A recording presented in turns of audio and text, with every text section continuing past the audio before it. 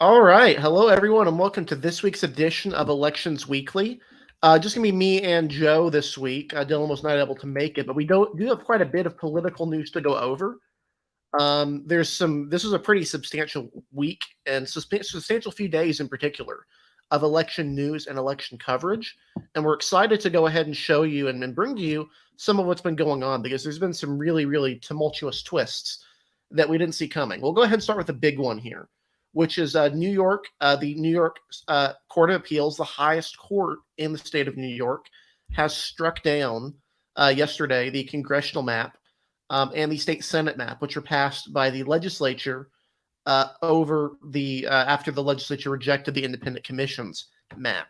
What this means, in effect, is this is a 5-2 ruling. It was 5-2 on the merit, and then 4-2 on the actual remedy. One of the justices who voted to overturn the map thought the legislature should have another kick at the map.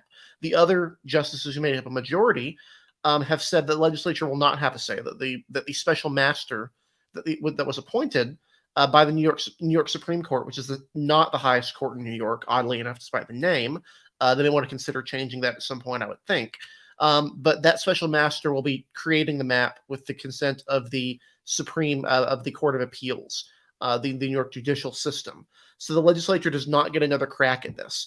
The legislature made this choice. There was talk about creating a remedial map that could be put in place if the map was struck down. They chose not to do this. Unlike the Maryland lawsuit, which was much more on much shakier constitutional grounds, this lawsuit is pretty straightforward. The New York Constitution straight up prohibits partisan gerrymandering after a voter referendum on the matter, and the court created what amounted to a partisan gerrymander. It was openly bragged about as such. It was called the Hochulmander. Democrats were pretty vocal about their desire to create a map which would elect as many Democrats as possible. And that's ultimately what they did. And as a result, the map has been struck down. What does this mean? Well, I'll go ahead and show you the old map and the new map for comparison here as to what is the actual changes are. Because the new map made a lot of adjustments that really hurt Republicans.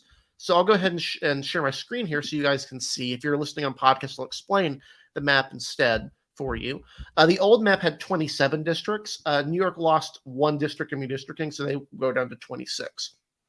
So this map was created in 2010 by a special master, Nathan Pursley, after the legislature. I believe there was a lack of agreement on who was on the map between the Republican state Senate, the Democratic governor, and the Democratic House. The result was the special master, Nathan Pursley, drew this map, which was drawn to give a pretty reasonable partisan divide here. You have a lot of Republican-leaning seats, the 27th, 23rd, 22nd, 21st, 19th, and the 1st and 2nd downstate, as well as the 11th district. So Republicans had a lot of districts in New York. In fact, Republicans had a very large number of representatives up until the most recent elections. And I believe it was an 18-9 delegation until the 2018 election. Right now, the delegation is 19 Democrats and 8 Republicans. It used to have more, but the last cycle we saw Republican Nicole Maliotakis win back that 11th congressional district, as well as the 22nd. Claudia Tenney beat a Democrat in that district as well. The new map that was created was designed to be a really, really extreme gerrymander to get rid of a lot of these Republicans. Notice the upstate is packed into 3 Republican seats right here, 3 strongly Republican seats, as well as 1 Democratic-leaning seat right here. In fact, I'll go off the composite. I'll switch away from composite because composite doesn't really tell the story here. These are all really hyper-Republican seats. Then it takes a lot of changes here. It gets rid of the 22nd, made a Democratic vote sink more than it already is, made the 19th and 17th more Democratic, made 3 Democratic Long Island seats, one of which is connected only by water, and then made basically everything but the 18th and the 11th district were Biden plus 10 or more. And so it was generally assumed that Republicans would win this fairly easily. So what we're going to go ahead and show, basically the problem here is that this map violates all of the principles of the redistricting, and that's the main problem for this map and for the chances going forward. So I'll go ahead and throw it to Joe here. What do you think about this decision? And we kind of had talked about it. It was seen as somewhat likely. In some cases, I think we had people, Cine C9, I believe, was pretty it's pretty positive on the chance of this getting overturned. And then as the testimony came in and the judges started talking more, it became clear that a lot of these justices are really skeptical of the claims made by the plaintiffs in this case. Is that kind of what you were thinking as well going in? Well, I think justice when looking at the Democrats, the ones who were pushing for this, basically the Democratic answer to you could argue Florida, or you could even argue Ohio, arguably the counteraction to those two maps, to those two heavily gerrymandered maps. Or you could argue maybe that Illinois was the counter to Ohio and New York would be the counter to Florida's gerrymandered maps. But I think in the end, New York is almost more comparable to North Carolina and how that situation turned out. I think a really key issue right now here I think when I looked at the testimony is that, of course, as I have something fall into my eye here, so excuse me if I keep blinking here, but I think what a big key that I saw is that they were like, the certain members who were a part of the redistricting process, basically showed their cards too early. And we had an issue with this as well in North Carolina. They were basically like, yeah, we're gonna basically gerrymander these maps. They were not quiet about it. Kathy Hochul, I believe back in December or January, just after she had still recently after she had taken ownership of the governor's chair after Andrew Cuomo resigned, basically said that we're going to make Max Rose a congressman again after we redraw these maps. And then there were comments from Sean Patrick Maloney that were released that when he was campaigning to be DCCC chair, he was basically like, I'm going to make sure that in New York we can get an extra 3 to 5 seats. He was pushing for 23 to 3, even more aggressive. When we were going to redraw these maps. So, I think when I look at the testimony, I think that's a big thing is that we've seen in Florida, I think we've seen Republicans use much more coded language. Ron DeSantis and his team have argued not partisan bounds, on racial bounds of why they are drawing the seats that the way that they're drawing them. They haven't used the term gerrymander at all. State legislators in New York did, and they were commented as such. I think a key issue that came is that Democrats overplayed their hand, I think, in New York State. Like I said, I think comparable to North Carolina Republicans, who I think overplayed their hand, knowing kind of how their court works, understanding that New York, while it is all Democratic governor-appointed judges, I believe 5 or 6 of the, I believe 6 of the 7, it's a 7-man body, it's a 7 individual body. So 6 of the 7, I believe, were appointed by former Governor Cuomo. And that is someone who is always willing to appoint more moderate thinking judges compared to, maybe as we've seen in places, like New York, where they've appointed more idealistic judges. That hasn't really necessarily been the case in New York. Obviously, North Carolina Republicans knew they'd be working with an unfavorable Supreme Court still at this point. So I think it comes down to the point where they overplayed their hand almost a bit too much. If they had probably redrawn this in a different way, probably, maybe, downstate, I think if they had drawn downstate in a different way, not going as aggressive down there, I think the way that they drew Long Island and the Staten Island seat, I think were significantly more blatant than what was happening in upstate. And I think was much harder to defend on terms of what the partisan gerrymandering aspect of that Fair Maps amendment that is part of the New York Constitution through I believe a 2013 referendum, goes into. I know I'm sounding very monotone here right now on this, but it's kind of a monotone issue when you look at it. But basically, I think Democrats in New York overplayed their hand. I think they got too aggressive. I think very similar, like you could argue Ohio Republicans and North Carolina Republicans. I think they got too aggressive. I think if they would have drawn downstate, mainly Long Island and Staten Island in a different way, I think they could have gotten away with the upstate gerrymanders. The protections of Sean Patrick Maloney and Antonio Delgado and the sticking of the Syracuse seat, I think they could have gotten away with that if they had drawn downstate a little bit more fairly. But I think it's kind of a thing we've seen time and time again here of gerrymandering throughout the country. That if you overplay your hand, you can get burned by that, and I think that's what happened here in New York. And so, as a result, here we're basically at the whim of the special master in terms of what this map will actually be. And that can be really weird. That can lead to really weird maps. Again, I'll point to the North Carolina map. They made a lot of decisions on that map that are really strange, that don't make a lot of sense to achieve a certain goal that they had set out. We don't know what the goal of the special master here will be. We can say in all likelihood, the main issues would probably be Long Island, Staten Island seat. If Democrats get really unlucky, you could actually get two Republican seats in Brooklyn. I'm not entirely confident that would happen, but it's very, very possible. These would be Trump plus 8, Trump plus 10 seats. It would be really, really brutal for Democrats if that were to happen. Divorcing the Orthodox Jews from the Nadler seat is one of the more visible elements of the map. And while there's defenses of that, ways you could draw that would make a little bit more sense. Maybe drawing into Park Slope and then into Sunset Park, and then taking in Borough Park. There's a way you could do that that would make a little more sense. The string in particular is certainly going to be gone. There's really not a way they can defend that with these new rules. Upstate, Upstate saw a pretty big swing. I know I keep mentioning the article Joe wrote about this. Upstate New York is one of the places to watch in a wave election. Upstate New York is one of the swingiest places in the country. It's one of the swingiest in general. This is an area that went strongly Republican in 2010, strongly Republican in 2014, strongly Democratic in 2018. And this included seats that voted for Trump by quite a large margin going Democratic.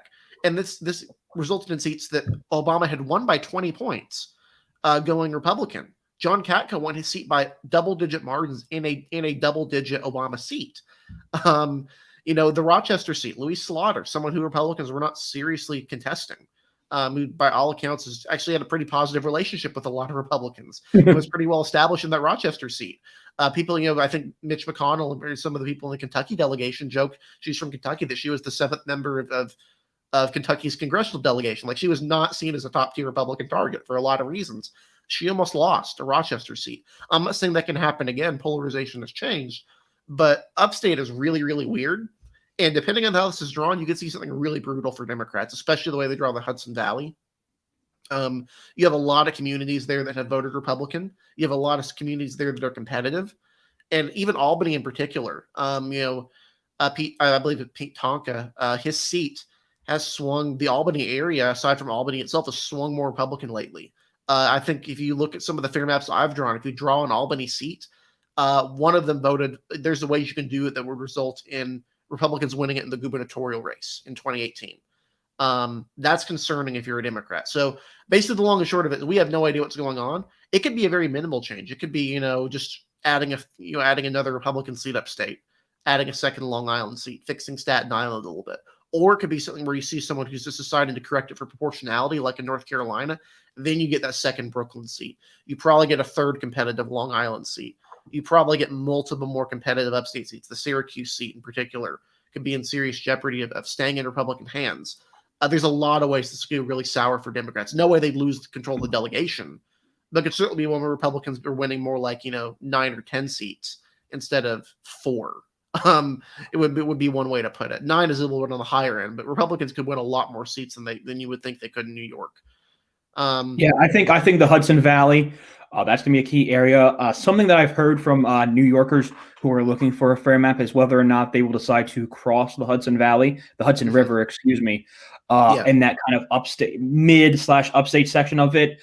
Because if you cross the Hudson Valley, you theoretically would make 2 very slight Democratic districts in 2020. You would make 2 Trump-Biden districts, very competitive. But however, if you were to not split it unless you had to for population reasons, theoretically split, I believe, would be the 18th and the 19th district for population reasons. What would happen? I guess it's 17th and 18th now due to the loss of the seat. But if you would not split those seats, that would mean that the one on the right-sided one, probably the 17th, would be a Clinton Biden seat, while the one on the left-hand side, the 18th, would become a Trump seat. It would be about Trump plus 4 in 2020. Yeah. So that will shake things up for members of Congress. Antonio Delgado is definitely one. If the non-splitting of the river area seats occur in the Hudson Valley, and but also being real here, if we do see that what we've seen typically, which is crossing over the Hudson Valley to make more compact and 2 more competitive seats, that would throw DCCC Chairman Sean Patrick Maloney into a much narrower Biden seat.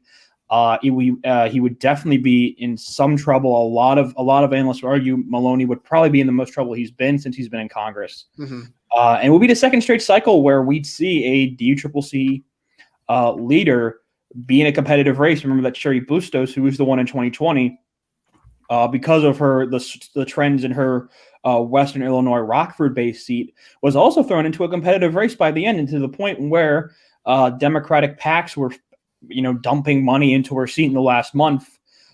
This is another one where the fact that DCCC chairman is thrown into a competitive seat, that does change things. So that makes things harder for that person, even if they're Republicans or Democrats. This is kind of why Republicans have shifted more toward making sure there's members from safe seats who are running the Republican Congressional Committee Fund. Tom Emmer, who's from Minnesota 6, is from a very safe Republican district.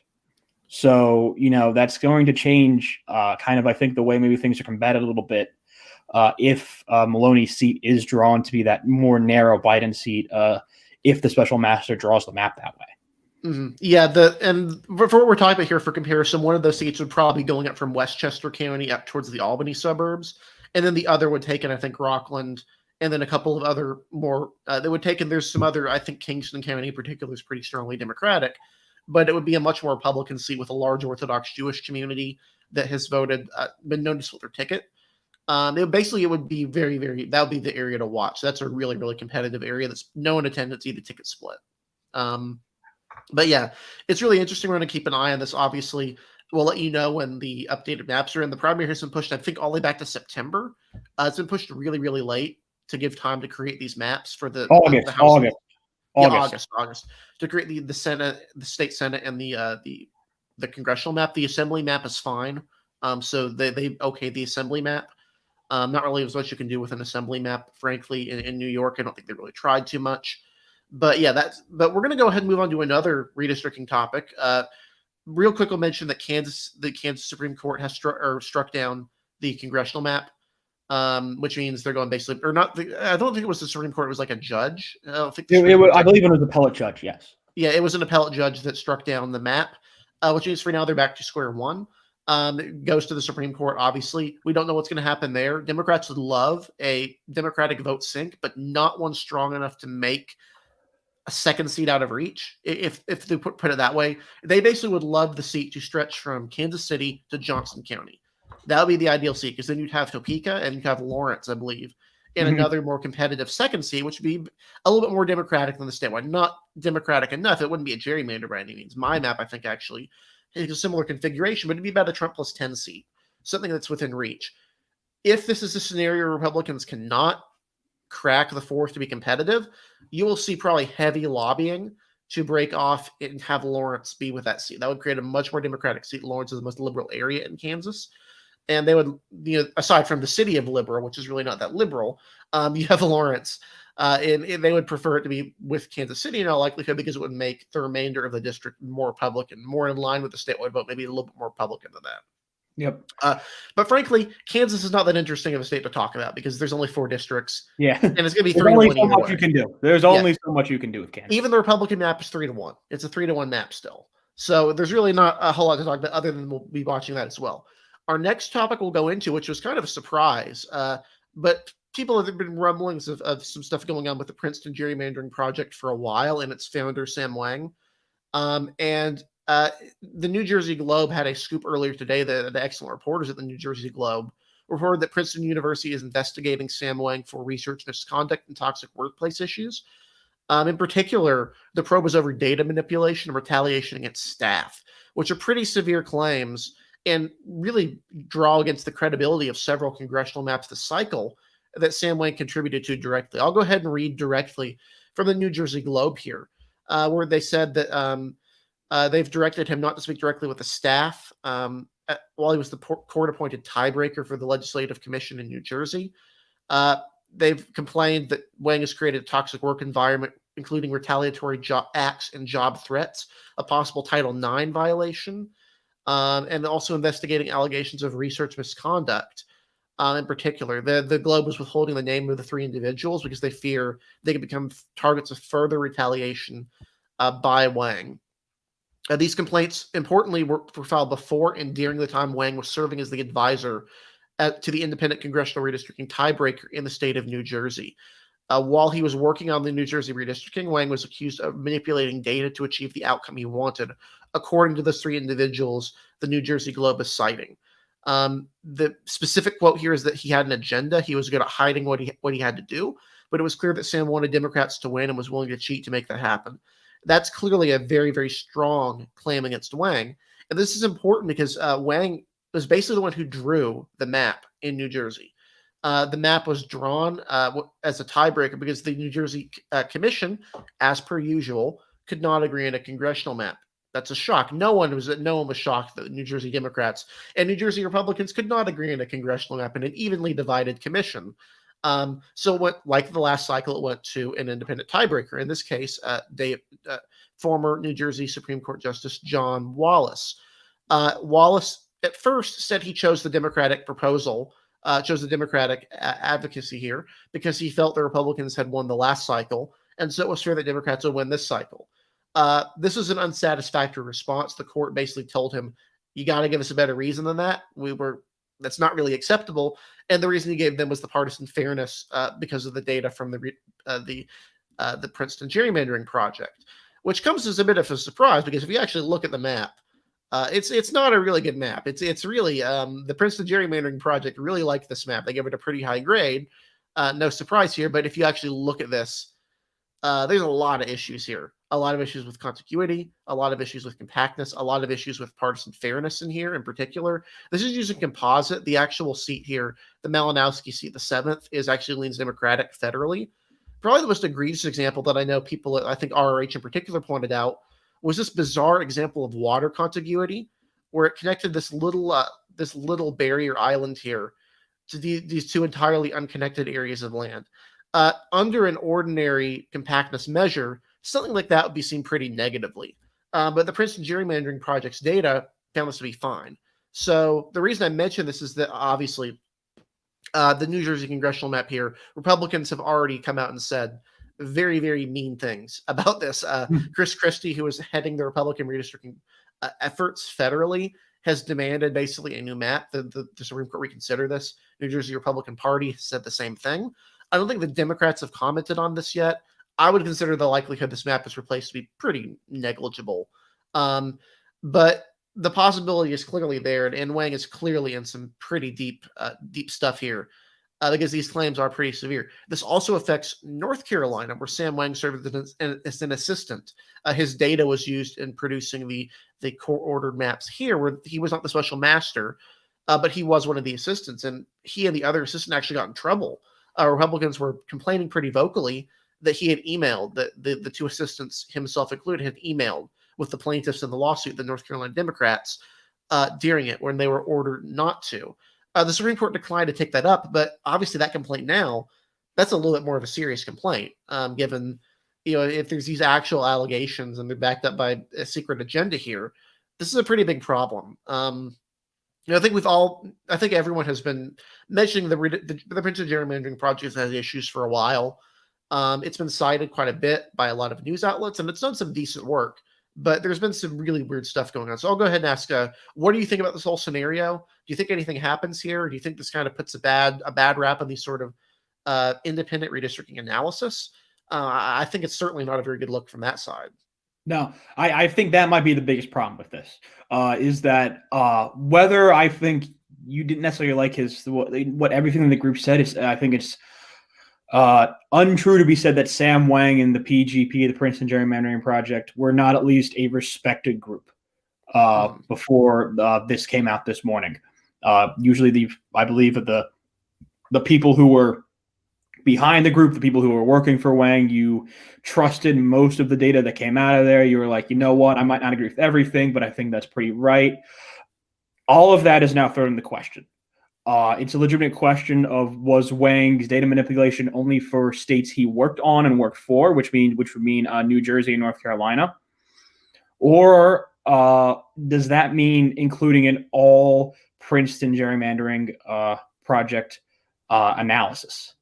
And but if it does go to all Princeton gerrymandering project analysis, then we have a problem, because a lot of different states, they did, and people, especially states that had independent commissions for state house or congressional, state legislative, legislative or congressional redistricting, they would use what the Princeton gerrymander project was talk about to, kind of, tally with and fix their maps. Yeah, they're letter grades, which they give rating for compactness and for fairness for these states, and it was used.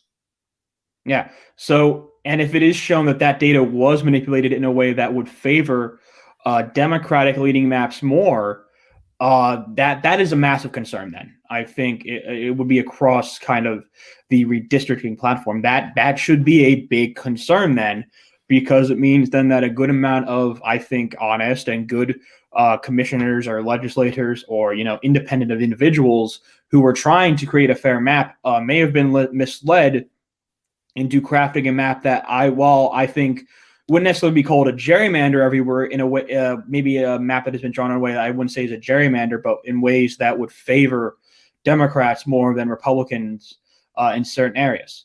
That is a legitimate issue. That is a legitimate problem. And if Wang and the Princeton gerrymandering project continues to come we continue to find out more information and we continue to see this, then that's going to be a really big issue, I think, for some of the maps that we've seen proposed during this redistricting cycle. That's a legitimately big problem. I think this brings a lot more maps under question now. Within this article as well, I believe there was a post that they actually changed the rating they gave to Pennsylvania's congressional maps. They changed it from a C to a B based on pressure from a donor to the group. That's really bad. Which, again, that is a very bad thing. Look, Pennsylvania's new map on terms of theoretical partisan balance is a fair map. I would not disagree with that. However, do I think it is the best map that Pennsylvania could have put out? No. I think there are ways that seats were drawn in the west, in the central part of the state, and in the northeast, in the southeastern part of the state. Certain seats were drawn in ways that made them less competitive than they needed to be. I think if you look at Cumberland in the 10th district, I think there was definitely a way you could have made that seat more competitive than what it was. You could have made that seat around a Trump +5 seat. Instead, they drew it in a way that made it a Trump +9 seat. You look at now the old Connor Lamb seat, now numbered PA 17th in the Allegheny suburbs. They drew that seat in a way that makes it significantly more Democratic leaning. That also forces parts of the Pittsburgh-based seat into Westmoreland County to try and the idea of partisan balance. In the southeastern part, they've drawn a Montgomery County seat way out to eastern Berks. Instead of drawing in the part of Chester County that would go with they would go with Reading into those parts of eastern Berks to theoretically make about a Biden +7 seat there, and thus a more competitive map. It's a problem when I hear stuff like that, because again, there are legislators and there are independent individuals who use the Princeton gerrymandering project and their ratings to amplify and say, what, hey, we did actually do a good job with this. And that's a problem. And it's a problem for Republicans too. There are areas where Republicans would point out and say, hey, look, we did okay in this map. It's going to come down to a lot of questions, I think, on certain maps. And then, of course, there's the personal accusations against Wang as a boss. Those are also concerning, especially considering that this is a college. That means most of the people who are working with Wang are high-level undergraduates or graduate students who be working with him within this project. So the fact he can potentially be that type of boss to students is certainly concerning. We'll see where that goes, of course. But I think Wang's, for now at least, we'll see how much these accusations come to light and how they continue to grow. But I think if, when this ends and when this comes out, I think Wang, in no uncertain terms, is going to be in a bit of a pickle, I think, here. And I think it certainly gives out a lot of his chemistry, I think, in terms of in the way and his approval in terms of what his process has brought to the redistricting process. I think it gives away a lot of his credibility when it comes to the process. Mm-hmm. Yeah, and it's really interesting. You mentioned some of the competitiveness thing. Like another state I would look at seriously is North Carolina. Their grading for North Carolina doesn't make a lot of sense. Basically, they have two categories. They're keeping in mind, or they have three categories. Sorry, four categories. Partisan fairness, geographic features, both of which get a letter grade, and then partisan composition and minority composition. So for North Carolina, they gave the state an F in competitiveness, which is entirely fair.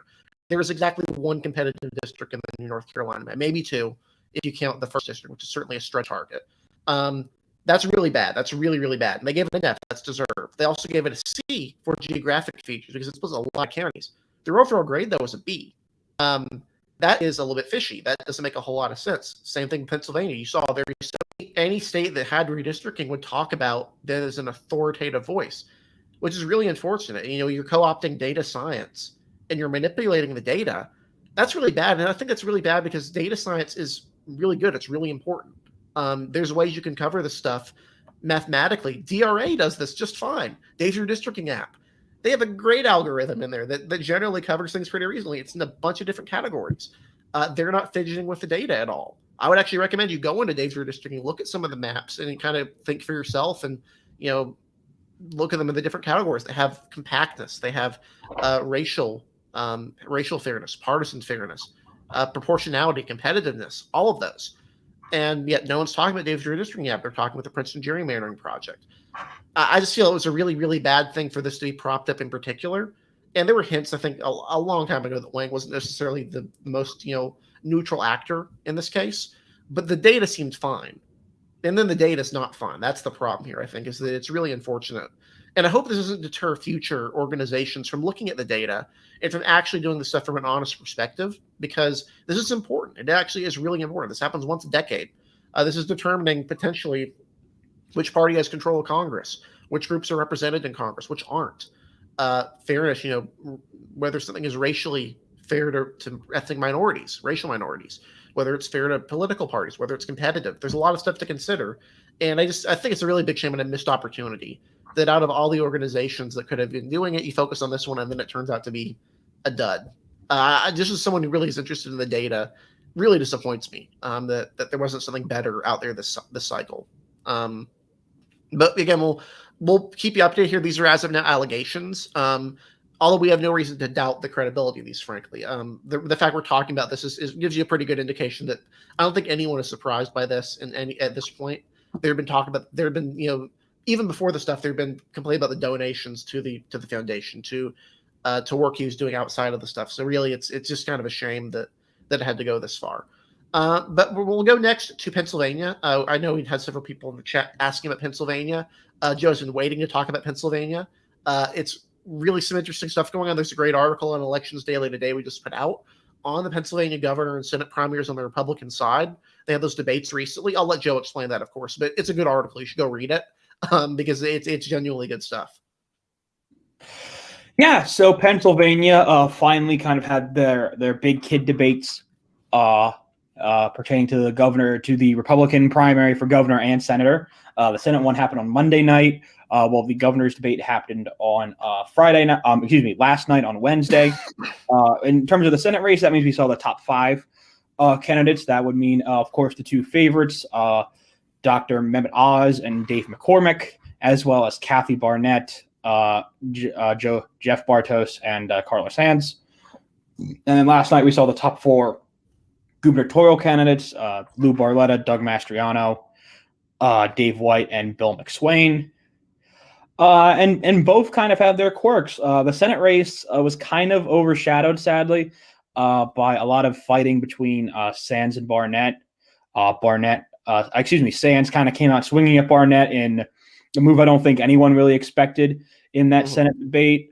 Sands basically said, look, Barnett lost a race in what was the old 4th congressional district in Pennsylvania, which was a deeply Democratic district. And, a pretty easy answer to that would have been, that was a pretty deeply Democratic district. I tried my best. But the problem is then Barnett kind of leaned into, that election might have been stolen from me. And it kind of like Barnett really never rebounded from that, and she was someone who was starting to show some momentum. But I think the main point I would make here with Kathy Barnett is that she has a really strong, about 15 to 18% of support. I think the big question for me is that I doubt Barnett can get over 20% of the vote with where she is right now. She just doesn't have the funding or really the name-wide recognition that maybe a more controversial candidate like Doug Mastriano may have. She just doesn't really have that to be able to compete, especially with the money that Oz and McCormick have been giving in. And the fact of the matter is, don't forget the Trump endorsement is not not in limbo like it is with the governor's race. Trump has endorsed Dr. Oz. With high undecided still there in polling, that will cause a difference. Let's be very clear with that. That will cause a difference in that race with some of those undecideds. Everything I've heard is that this is still a two-person race. This is still between McCormick and Oz. Who breaks and where, and where does the support come from? It's going to be really interesting to see. I've made my support for David McCormick known, but I was not, unimpressed with Dr. Oz's performance on Monday night. I actually think he did a little bit better than my expectations. For someone who I knew was going to be hit out a lot, understandably so as the front runner.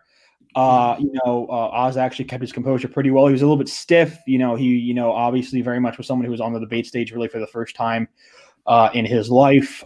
But he didn't do bad.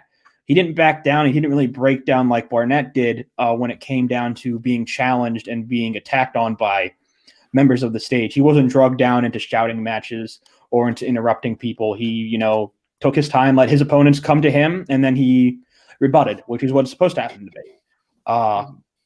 So the Senate debate happened. Most people agreed that Oz and McCormick did the best on the night. So we didn't really see much shift there. And then last night was really a big night for me too, because until last night I was an undecided voter in the governor's race, which is a very, very rare thing for it to happen to me. Since I've been a voter, I haven't really usually been undecided in a race. I usually pick a candidate pretty early. But in this case, I was an undecided voter. And, I look at, what happened last night, and really it was just kind of both a better and in some cases more interesting debate than what happened Monday night in the Senate debate. We had Doug Mastriano be Doug Mastriano. And, more stuff came out that Mastriano went to an event the night previously that was supported by people who are very connected to the QAnon conspiracy nonsense bullshit. And Mastriano was like, well, you can't mix all these people in together. I was just there to be there.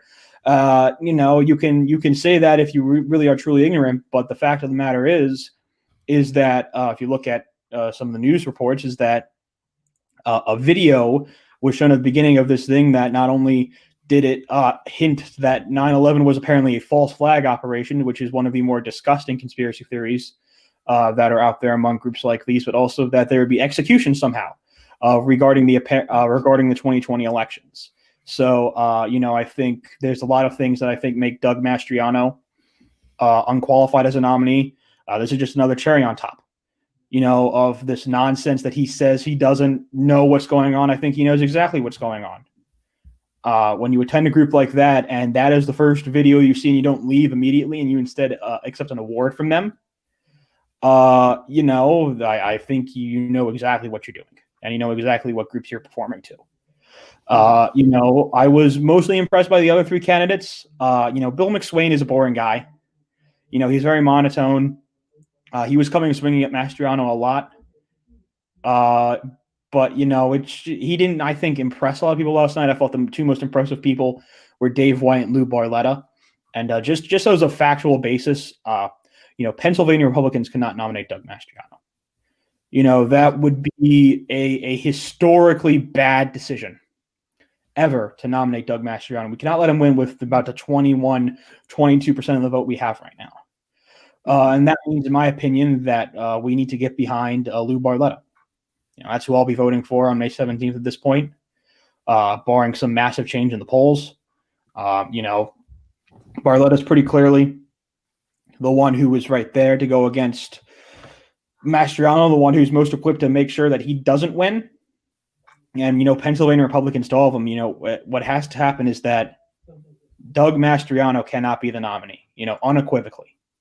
Unequivocally, he cannot be the nominee. This is not just, conservative right, center right, or, this is a man who has aligned himself with groups that are very much enclosed to the QAnon conspiracy theories. These are not serious people. And this is a guy who will, as we saw the debate, when he was pushed on this, he started talking very fast. It was hard to understand State Senator Mastriano last night in some regards. It was very hard to understand him when he was answering questions, because after he was pushed, he would start talking very, very fast, and it was very, very hard to hear him and to understand him at some points when he was answering questions. And he didn't really bring a lot of performative policy to the debate last night, I thought, either. It was basically just like, well, these people did this, and that's really bad, instead of actually saying, well, that was bad, and here's what I'm going to do about it. And, Mastriano just it would be another failure of a nominee. It would mean that Josh Shapiro would be governor of Pennsylvania. For me, and I think for many other Pennsylvania Republicans, we don't want that. And if we don't want that to happen for sure, or for almost certainty, then I think we need to make sure that we don't make Doug Mastriano our candidate. I made that very, very clear in the article that was released this afternoon. I made that very, very clear that Doug Mastriano cannot be the nominee. It would be damaging to our state party to do so. I think it would not be a stretch to say that Doug Mastriano would be not only the worst Republican candidate in any state this cycle for the governor race, would probably be the worst one in at least several cycles. This is just genuine levels of stuff we haven't seen, aside from maybe Lauren Witzke in Delaware in the Senate race last time. This is really, really bad. This is really, really bad stuff that you do not want in your party primary. You don't want as your nominee. You don't want as your front runner, especially in a year that's going to be pretty favorable to Republicans, it looks like, in a state that's, that voted for Donald Trump in 2016, that voted for Republicans statewide in 2020, several of them, even if it didn't vote for Trump. This is not a state you should be losing by 20 points. Doug Mastriano is the type of candidate that can lose a state by 20 points. It deserves to lose a state by 20 points. And unlike the last time with Tom, now that I think about it, you had the golf spikes guy last time. Scott Wagner. Doug Mastriano is basically a worse version of Scott Wagner, which that seems hard to believe. But, Scott Wagner lost the state by 17 points. Doug Mastriano, just because of the year before, maybe marginally better, he'd probably lose by 10, 11 points, though, in a year we're starting to see become an R plus 4-5 year. Come on. It's not that hard. Even ideologically, Lou Barletta, Dave White, right there. Yeah. It is not like Doug Mastriano was like a Chuck Smith in the Virginia Attorney General's race, where he's theoretically the only conservative candidate. Doug Mastriano, again, is just not someone we can nominate. And I know people are going to well, this is just another educated theoretical rhino on a soapbox. No, Mastriano is a legitimate threat to the state party stability and ability to win elections. He is not a serious man. He is a fraud. Now, this is a guy who was not ready for prime time, and who was a proprietor. If he goes to a group where that spreads conspiracy theories that 9/11 was a false flag operation, and what the hell is he going to do in a general election against Josh Shapiro, who let's be real here is a very strong candidate. That's not even people. That's not even looking at the Hitler didn't kill himself picture in the slide too. There's a bunch of nonsense there. It was there's that, you got the chemtrail stuff. It was a complete level of lunacy you would expect from a QAnon event. The problem is those people don't usually get nominated for office. When they do, it's not usually in a race that's winnable or in any race of prominence whatsoever. This would be really, really bad. This would be like the time the Tennessee Democrats nominated the guy that was a member of the Council of Conservative Citizens, which is a white nationalist organization. That level of nonsense here. If just you don't want where you have people just disowning the candidate. It'd be really, really bad. I think we can all agree that that's probably not ideal if you're a Pennsylvania Republican to be in that situation. Before we close off, though, I'll go ahead and talk real quick about Madison Cawthorne. Obviously, people want to talk about that. There's been some scandals lately. Normally, I'd say some scandals, but there's been a lot of scandals lately. It's actually kind of hard to keep track of them. It seems like every day there was a new Madison Cawthorne scandal. My actually favorite headline of this came from the New York Magazine, which is that Madison Cawthorne is trying to commit every possible scandal. That's almost what it feels like here. Just in the last week, he had the picture on the cruise with the wearing the female lingerie. Yeah, women's underwear, lingerie, whatever you want to call it, which is just it's a very minor scandal. More serious is the insider trading stuff. You had him going through an airport with a firearm. A loaded firearm. A loaded firearm. Not even just an unloaded gun. No. He had that thing loaded. Yeah, which is worse. Yeah, really bad. I mean, just in general, like this is you had the speeding ticket stuff come out with the picture of him or the video of him getting his license. There's a suspicion on his license for the speeding thing. Like, it seriously seems like he's trying to commit every possible scandal here, short of like literally killing someone. Like, he's been accused of sexual assault. He's been accused of the whole Hitler stuff. He's been accused of insider trading. He's been the stuff with the running over. He's been accused of the business stuff not being legitimate. Like, at some point, you think voters would be concerned, and it seems like, for one, Senator Tom Tillis is very concerned about this. He's openly endorsed Chuck Edwards, who was running in the 11th district, who was running before when Cawthorne decided to turn tail and move to Charlotte. And then he's still running after Cawthorne decided to go back and run in the 11th again. They've made specifically not only all the scandal stuff, but also the fact that Cawthorne does not have constituent services. He just does not believe constituent services are a thing. And that's a problem in a district that's as big as the 11th, as this stretches hundreds of miles. I mean, stretches through a bunch of areas, really rural areas. You've got communities that need constituent services, that need an active representative, and he's been closing offices. So there's been polls coming out. I think there was a poll just recently that showed him up only at 37% in the primary. Chuck Edwards at 20%. Dallas Woodhouse, their renowned Republican North Carolina official, his wife is also running. She's at 5%. Like, this is getting really, really bad. Like, there comes a point where voters just kind of say enough with this stuff, and it almost I can get if you're a Republican, you look at this, you're like, oh, they're throwing everything at him. They must be really scared of Madison Cawthorne. I can assure you, nobody is scared of Madison Cawthorne. What they are scared of is that he will somehow lose this race or lose a race in the future when they redraw. There is a reason he was concerned about running in a Trump +7 seat. I mean, this is just, I know Joe had tweeted, and you can elaborate this a little bit more. This is genuinely harmful to young people running for office, to younger Americans running for office. It's really embarrassing. It's frankly embarrassing, the behavior we've seen. It's not befitting of a congressman. It's barely befitting of a college frat boy. I mean, frankly, the level of behavior here is just beyond the pale. And, we'll see it. You'll see how this primary goes. North Carolina has a pretty low runoff threshold. You only need to get 30%. There's not 4 candidates running. So in all likelihood, whoever is in first place in the primary on election day after the vote's been counted will win this thing. But I mean, the level of media coverage here and of just stuff is really getting out of hand. And I don't think Cawthorne has an answer for it. Like, I mean, he is getting hit from every angle, and it's for a congressional office that was based around comms only. He does a really good job at controlling the narrative and framing the narrative. Yeah. Say it's quite impressive how bad it is.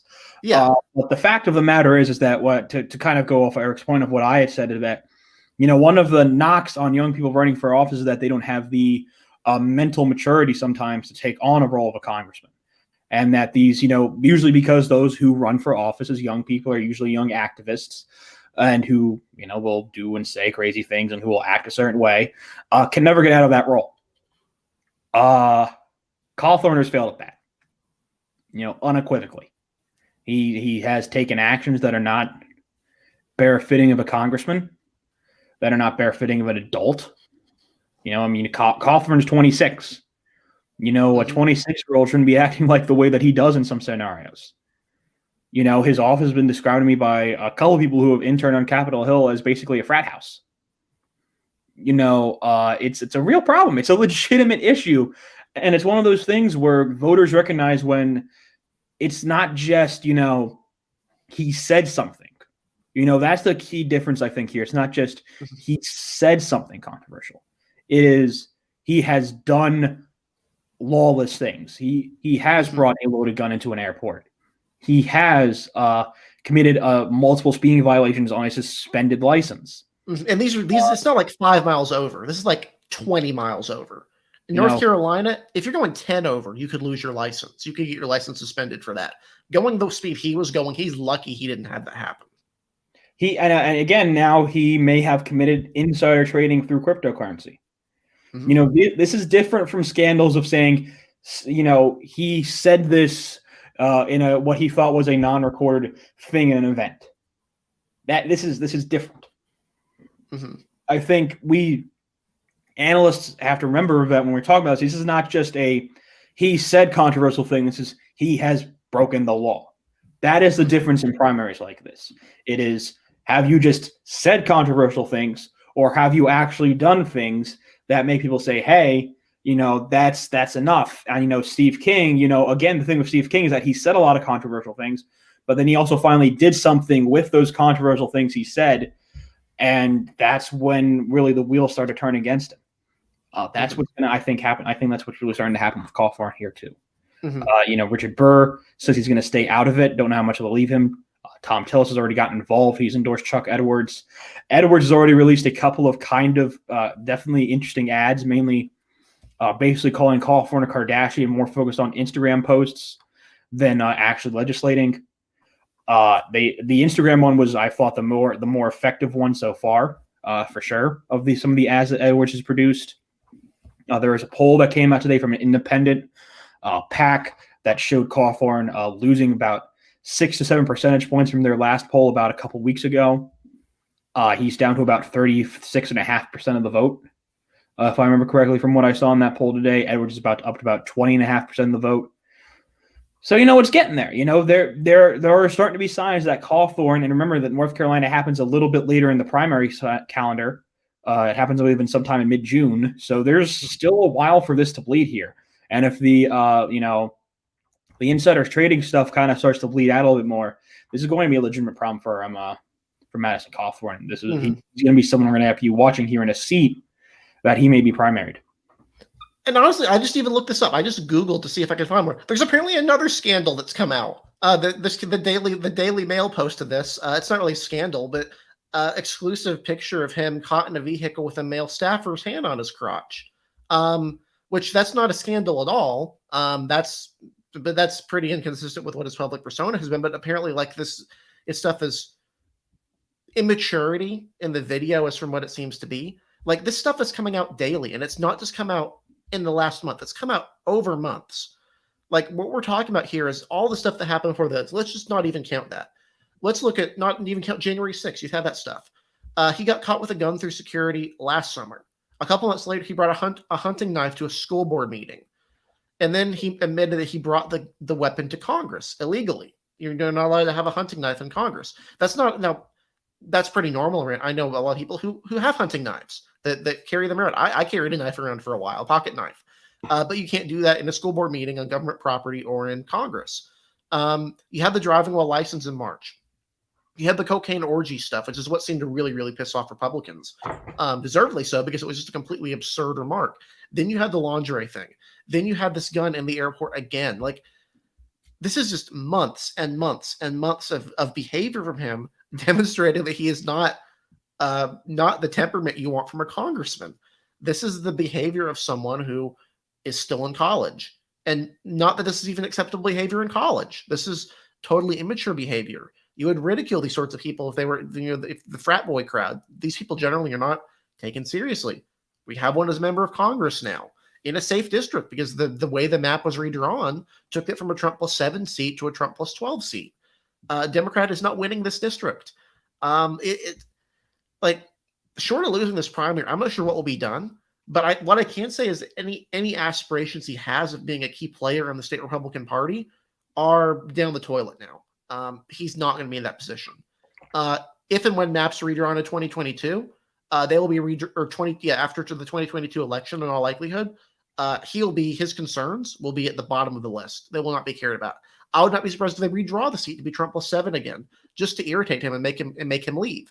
Like, it's hard to understate or overstate how bad this stuff looks for him and how embarrassing this is as a member of Congress. I can't think of a similar member of Congress that's been stuck with this sort of stuff on a long-term behavioral trend, maybe ever. Like Anthony Weiner had the one picture, and that was it. Like I can't think of anyone who's behaved like this. It's just genuinely immature, not befitting of someone a member of Congress. And it's concerning because he's not just doing this; this is actually affecting people. He is taking in millions of dollars in fundraising, and he's spending all of it, including some of it at, for example, a fancy resort. Not that you can't do that, but he's giving a lot of money, most of it from old people, most of it people who are up there in age through direct mail. He knows who he's targeting, and then he's spending it all on more direct mail, some of it on other things. Like, this is bad. This is really, really bad. It's hard to overstate how bad this is. I said that before, but it gets worse. It keeps getting worse. The hits do not stop coming. I really, really hope the voters of the 11th district look at this seriously, because not only is the representation being impacted, the state of North Carolina's reputation is being impacted. We have a reputation, generally speaking. Our members of Congress are not lunatics. Our members of Congress do their jobs. They sit back, whether you're a Democrat or Republican. They go vote. They're generally serious people. They do their jobs. They may vote partisan certain ways. You may get someone a little more colorful, like Bishop or Bud, who vote a little bit more strange in some cases, but they're doing constituent services. Bishop is working heavily with the Lumbee community. Mark Walker focused on the Greensboro's African American community, supporting them. Democrat, you have Deborah Ross in Wake County, focused heavily on that. David Price in Chapel Hill, one of the most liberal areas in the state, the most liberal area in the state. Generally affable, bipartisan congressman, generally, who brought in a lot of money into the district. Like, that's who we're used to having. This is new.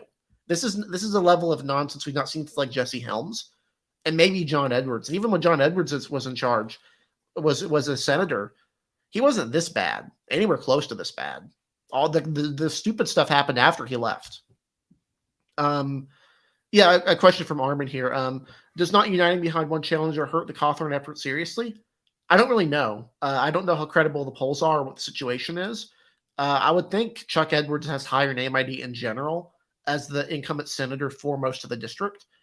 But, or for a large chunk of the district, I should say, not most of the district. Obviously, Buncombe County, I think, has one senator. I think maybe 2 or 3 senators that encompass the entire district. I would not be surprised if we see some shifts here, because North Carolina Republicans are pretty much of their mind that he has to go. And the Woodhouses are usually team players. So I would not be surprised if there is a decision there for the greater good to unite behind the Edwards candidacy. What I can say is that if he wins this election, if he wins this primary, it's not going to get better for him, and it's not going to get better in general. I feel really bad for the people of the 11th district. There is not a single member of Congress that is depriving their constituents of representation as much as Madison Cawthorne. It's really, frankly, pretty shameful. But we got a little bit over. We usually have to go off a little bit earlier. But thank you all for being on and listening. We'll keep you updated on this stuff. Of course, I may have some further thoughts on Cawthorne, maybe read an article about it, because it's just genuinely distressing as a North Carolinian that this is who is in the news. The last time you had something that's crazy was when Richard Burr, you had the insider trading stuff, which is bad. That's like ordinary. Bad. That's ordinary bad. That's like within the realm of ordinary for politicians bad. It's not everything else. It's not the clown show. But thank you guys for watching, listening. We really appreciate your support. We'll be back next week, obviously, same time, same place. Hopefully we'll have Dylan back, who was not able to make it today due to some scheduling conflicts.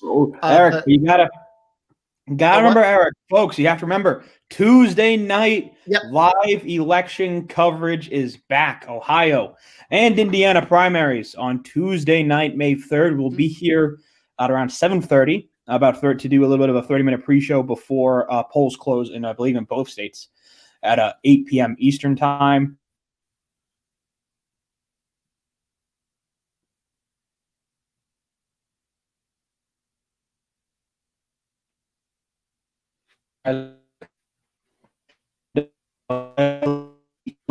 We also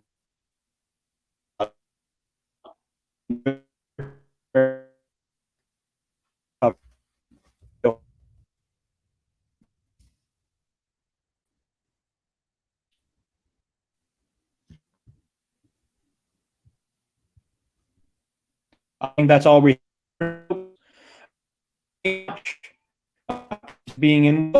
Have a great